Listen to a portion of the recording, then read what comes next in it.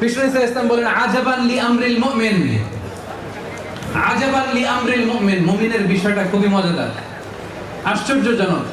ফাইন্না আমরাহু লাহু ফি কুল্লিহি খাইর, কারণ মুমিনের সবকিছুতেই কল্যাণ আছে না নাই?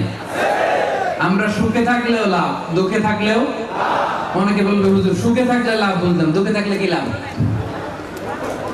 হ্যাঁ, দুঃখে থাকলে ধৈর্য ধারণের সওয়াব পাওয়া যায়। দেখেন বিষ্ণু ইসলাম বলেন ফাইন আসাবাহু সাররা, মুমিন যখন সুখে থাকে শাকারা, সে শুকরিয়া করলে, শুকরিয়া করলে তো সওয়াব নাই না?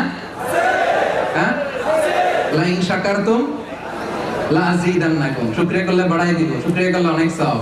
তাহলে মুমিন যখন সুখে থাকে তখন সে কি করে? শুকরিয়া করলে, শুকরিয়া করলে সওয়াব আছে না নাই? ওয়া ইন আসাবাহু দাররাউ, মুমিন যখন দুঃখে থাকে সবারা, ধৈর্য ধারণ করে, ধৈর্য তো আর সওয়াব নাই।